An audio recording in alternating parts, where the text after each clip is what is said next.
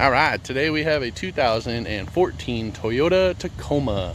This being an extended cab, two-wheel drive, SR5. Overall, pretty plain Jane truck. It does have power locks, power doors, or a mirror, power windows, mirrors and stuff, but not a lot of extra buttons. Does have AC and all that. Overall, the exterior is not bad. There is a lot of scuffs and pinstripes and scratches just around the vehicle. I would almost start with like a really good paint correction, like buff and cut. Ding there. Pretty good damage here. The bumper's a little bit sagged down, kind of bent in on that side. And then your gas door, she don't want to shut it all the way, but she's not flapping open either. She's just, that's where she wants to be. But overall, yeah, besides like a lot of pinstripe scratches and stuff, there's not a lot of dings beyond the rear. And then the one on that fender, more scratches on the hood, some oxidation on the front lights, but nothing crazy, no impacts, some more scratches. So, not terrible. Steel wheels, good tires. Brakes are pretty pitted in the discs. See if I can get a good sight here. So you can see all those little dots in there on that rotor. That's pitted, and then as you drive, the rotor smooths out that surface because it's a flat pad. But whatever pits were deeper than the surface that it's smoothing, that's what you're seeing. Drums in the rear, so we can't pull those apart. You gotta lift the vehicle, pull the wheels off, take apart the outer drum to get in there. But yeah, not bad. Pretty good looking for this area, honestly. Just needs some touch-ups, a little bit of correction on the tailgate here, but she's not terrible. We'll stop here and keep moving through this inspection. Alright, so we're gonna go through our engine bay real fast. Overall, this is a really clean, really tidy engine bay. I mean, there's a little bit of like, you know, dust and stuff up in here, but honestly, it looks really, really good. Air filter's pretty much brand new. All the fluids are good, nice, clean. Brake fluids even pretty light, still gold. Transmission fluid looks really good. I took a picture of both the oil and transmission fluid together. Now, when I took that picture, the vehicle's not running like now, so it looks a little high, but once it's running, it's right where it needs to be. Typical Toyotas, oil's so clean you can barely tell it's there, but it's right at the level you want it to be. Timing covers on these, you did have notes about that. Typically down in here, you'll see the tensioner have like a ton of gunk because it's on these corners where it'll leak. All looks really good, really dry down in there. Same thing over on this side, and then your thermostat's also over here. So the housing and everything's dry, no chalk, no kind of gunk or anything like that. Big thing here, you don't see like a silicone layer of just detail had their way with it, so that's really nice. They just looks like it cleaned it off, wiped it down, put a little bit of stuff on the two black boxes there, but hoses and stuff didn't get drenched, so it's not dried out. Hoses, radiator, AC and everything works as it should. So it all looks really good here. The AC compressor is a little loud for my taste, so I'm gonna start this up and then get a startup video. So bear with the camera here. I'll just set it where it won't fall.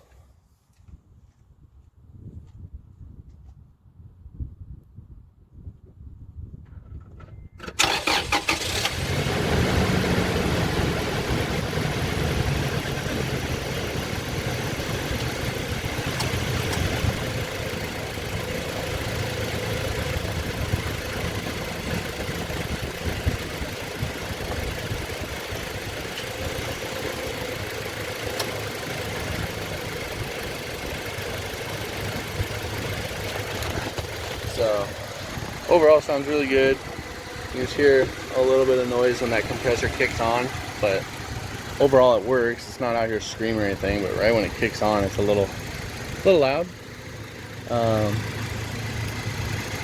Overall, drives pretty good. I mean, these 4 cylinders are not the fastest things that Toyota ever made, but it gets up to speed pretty easily. I was able to do about 80, 85 without having to push too hard. Kicks down really well. Drives good. Now along here, it's gonna be your frame rail. All looks really good. And then down in here you can see your steering rack and everything. It goes up to the front. It's an actual rack. And cross members. Side's got a little more hoses and plugs and stuff, but frame rail. All checks out really good on this. Pretty clean underside for our area, I will be honest. Alright, so we are checking out the underside here. You see your rack really good right there off the get. And you'll be able to see your accessories and everything right up there. Hoses. Frame and everything looks really good. Crash wire all looks good. I don't know if the two-wheel drives had the skid plate that's normally bolted into this cross member or not, but it's not here. It doesn't really look like the bolts ever were. Alright, so I always start front to back. This just lets me see if anything's been hanging, dragging, anything that's wet, shiny, stuff like that. Looks pretty good from here. We're going to go to each side area and just check out our body points. Driver front corner, so this is your front body mount, and then your rocker.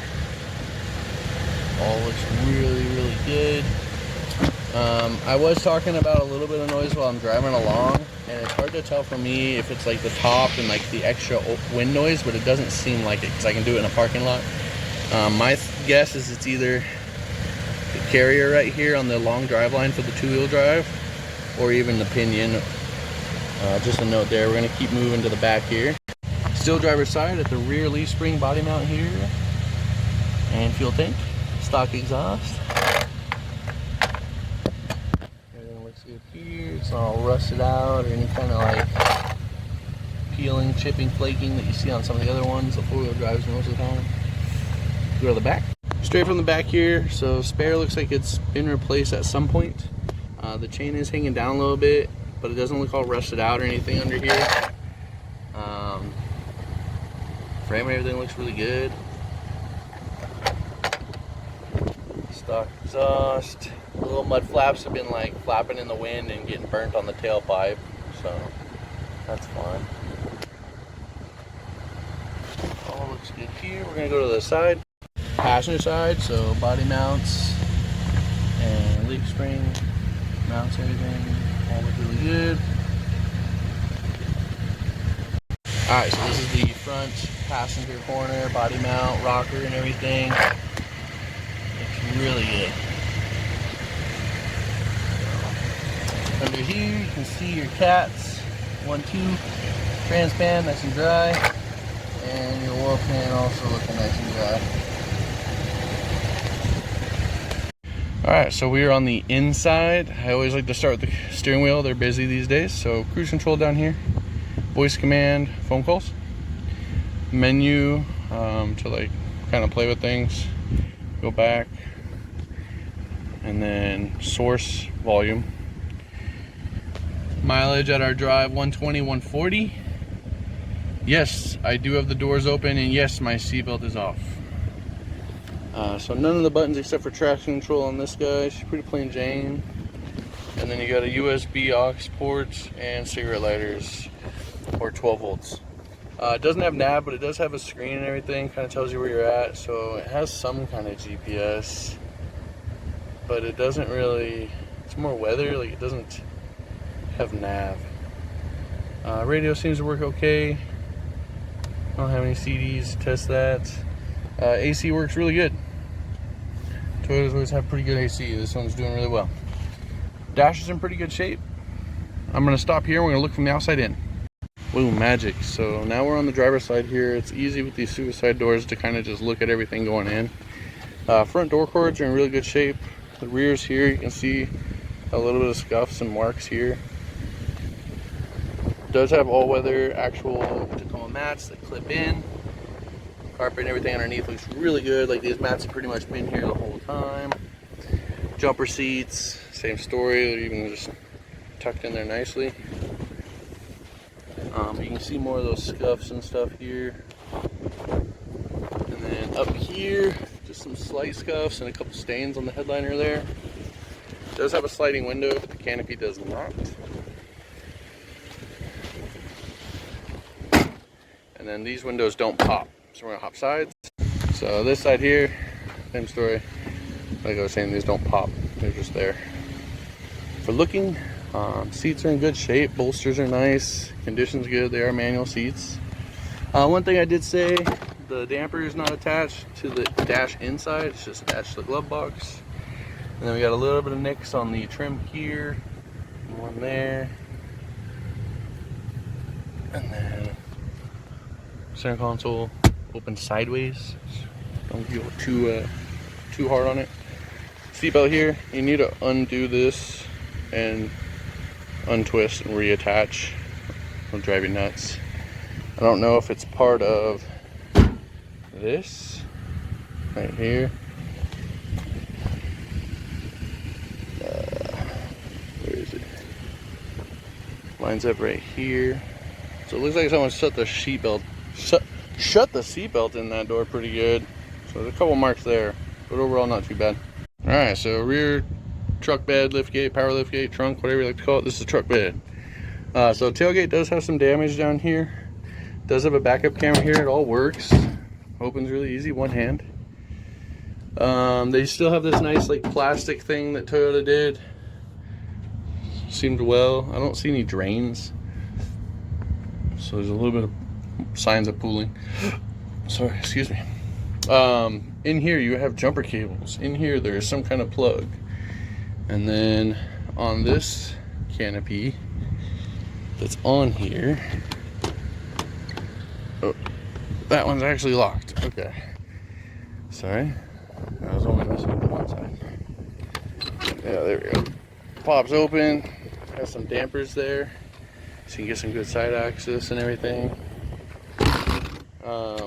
Truck has 3 keys. I didn't get a key for the canopy. One key's for your door lock, which is only on the driver's side, and the other 2 are for your ignition. But yeah, everything shuts like it's supposed to. Canopy fits correctly. Has some nice bars on there too, for those extra long things these little guys can't do. But it is a fully enclosed, no ventilation or anything once it's shut like this. No slider window or anything like that, so just keep that in mind. We'll stop here. Alright, so at this portion we just go through and scan the vehicle. This goes through all the monitors that are on here. Do have some codes here. I did make note, the vehicle ran for about a half hour or so. We're at 11.5 immediately after shutting down. And then our VIN down here, we always like to make sure that matches what's in the computer. We do have some faults here. Now in the tire pressure monitor, it does say there's an current codes for IDs not transmitting data, but I didn't have any lights on during my drive, so there's something there. The ABS is just giving a low voltage or high voltage, most likely with this battery scenario, and then the top one is a startability fault. So it was kind of like a slow start when I got it, but it did start up. It didn't like chug or anything, it's just kind of a slower startup. My guess is this battery's been chilling a lot, and with lot rot it kind of would kill batteries, especially in heat and cold. It's been pretty hot around here. Today is nice and windy, thankfully, and I can open all this up, but we've been having a lot of pretty good heat in the black in this. It could have done something for that battery. Now, that being said, it is staying around there, but that's still, you want a battery to be like 12 volts plus, like 12.1, 0.2, right? Just so you have like a good, easy startup every time. So just be wary of the battery, keep an eye on it. I will be keeping an eye on it while I do this as well. We're going to stop here and go to our monitors. Alright, picking back up on the monitors here. So green checks. I try to do a minimum of 10 miles to make sure I get a good full cycle on these, especially because a lot of lot cars just sit.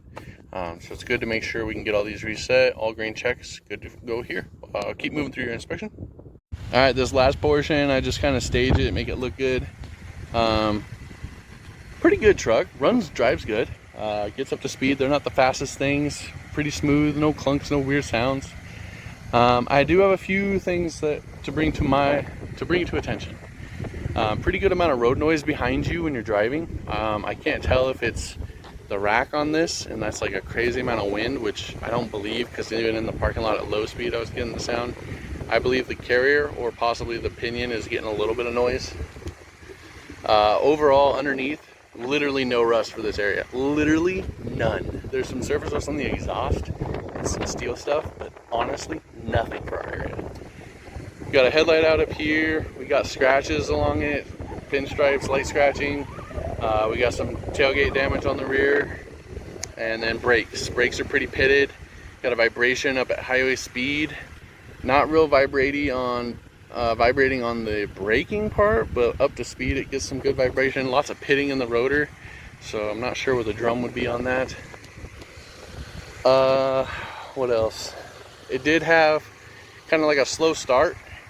Battery was down to 11.5. It says it's from 2023, but it just seems a little weak. During our scan, it dropped down to 11.5 and stayed there after about a half hour of driving or drive plus running, you know, just idling in the parking lot. So something to keep aware.